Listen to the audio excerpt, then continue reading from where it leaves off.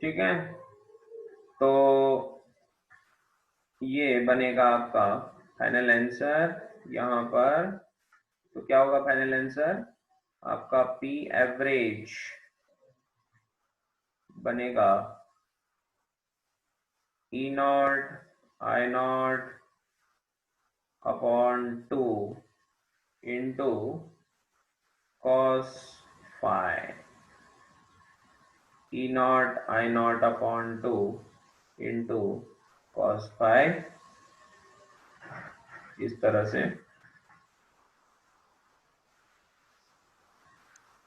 तो ये एक इम्पोर्टेंट फॉर्मूला बन गया, बहुत ही इंपॉर्टेंट फॉर्मूला बन गया ये, E not I not upon 2 into cos phi. ये फॉर्मूला आपका बना बेटे, और इसी को लिखा जाता है दूसरी भाषा में, इसको नीचे लिख देता हूं। तो इसी को लिखा जाएगा P average is equal to, ये E not I naught by 2 को कैसे लिखेंगे हम? E naught by root 2 I naught by root 2, मतलब E R M S into I R M S into cos phi into cos phi. ठीक है, तो ये बहुत ही इंपॉर्टेंट डेरिवेशन बन गया।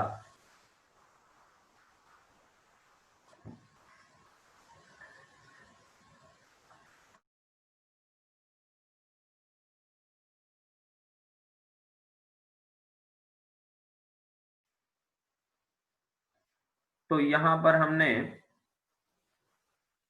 पावर एवरेज का फॉर्मूला क्या बनाया? E R M S I R M S cos phi.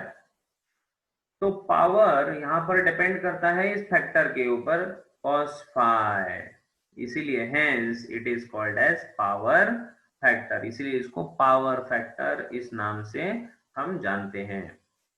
और ये पावर फैक्टर कॉस फाई इस ट्रायंगल से हम ढूंढ सकते हैं। ये ट्रायंगल हमने पहले पढ़ा था, याद है ना? तो इसका एक साइड होगा ई, एक ई एल माइनस ई सी, और एक होगा ई आर। तो कॉस फाई जो बनेगा वो होगा ई आर अपॉन ई, या फिर I R upon I Z, I I cancel, तो ये बनेगा आर अपॉन जेड।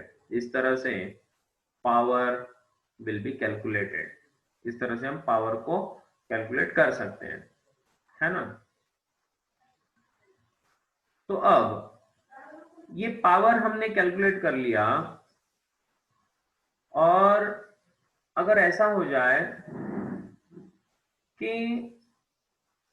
इस cos फाई के अलग अलग वैल्यूज के लिए इसको अगर हमें डिफाइन करना है, तो कैसे डिफाइन करेंगे? तो इसको देखते हैं, ध्यान दीजिए। अगर हमने लिखा फॉर एग्जांपल के इफ फाई इक्वल्स टू 0, ये पहला पॉसिबिलिटी है, फाई इक्वल्स टू 0, तो cos फाई कितना? cos फाई, cos 0 होता है 1, इसका मतलब पावर कितना बनेगा? पावर बनेगा E not I not upon 2, मतलब basically E R M S into I R M S. ठीक है, तो सही बात है कि फाई इक्वल्स टू 0 किस में होता है? रेजिस्टिव सर्किट में। सर्किट कैसा है? रेजिस्टिव सर्किट है। रेजिस्टिव का मतलब जिसमें सिर्फ रेजिस्टेंस है एसी में लगा हुआ, तो उसमें E R M S into I R M S, ये तो पहले ही प्रूव किया है हमने, क्यों भाई? दूसरा, if phi equals to 90 degree, 90 degree किस में होता है? फाई, याद है आपको? दोनों में होता है, या तो इंडक्टिव सर्किट, या तो इंडक्टिव सर्किट और कैपेसिटिव सर्किट।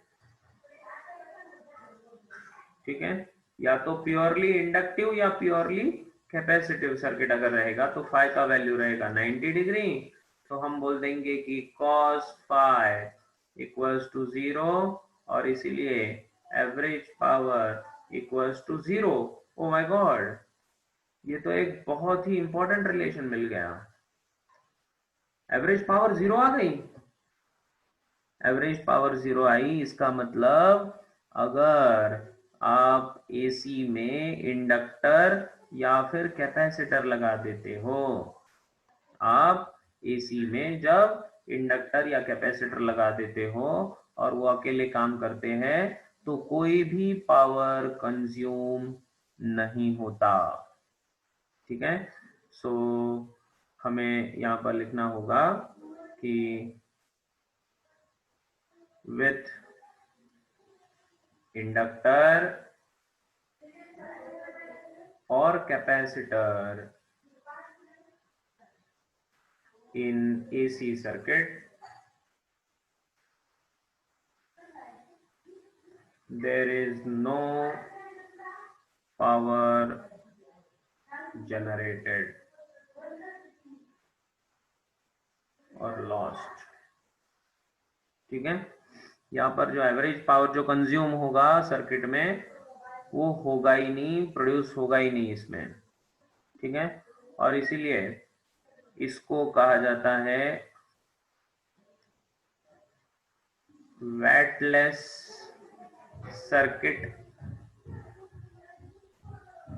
या फिर इसी को कहते हैं, इसमें जो करंट है इस करंट को वैटलेस करंट भी कहा जाता है। वैटलेस का मतलब क्या होता है, वैट क्या है, it is the unit of power, ठीक है। वैट मतलब यूनिट ऑफ पावर है, तो वैटलेस इसी को कहते हैं। वैटलेस मतलब कोई पावर जनरेट हुआ ही नहीं, जीरो पावर हुआ, तो ऐसे सर्किट को वैटलेस सर्किट भी कहा जाता है, ठीक है। सो इसीलिए इसको आइडल करंट भी कहा जाता है, क्योंकि करंट कुछ काम नहीं कर रहा है ना, तो इसलिए करंट को आइडल करंट भी कहते हैं। आइडल का मतलब निठल्ला, कुछ काम का नहीं है। निठल्ले लोग होते हैं ना, है ना, जिनको कुछ काम नहीं होता, बस बैठे हैं भगवान की कृपा से, है ना। तो मराठीमध्ये म्हणतात ना, खायला पळ भुईला भार, लाइक दैट, ओके। सो इस तरह से निठल्ला करंट है, कोई काम नहीं है इसको, आइडल बैठा हुआ है बस, ठीक है। तो ये समझ में आया, यहां तक क्लियर है। तो इस तरह से हमने पावर फैक्टर को पढ़ा, power factor is an important term, और पावर फैक्टर से रेजिस्टिव या इंडक्टिव कैपेसिटिव सर्किट्स में इस तरह से पावर कंज्यूम होता है, इसको हमने देखा। इस चैप्टर के हम अभी एंड में पहुंच रहे हैं, ठीक है।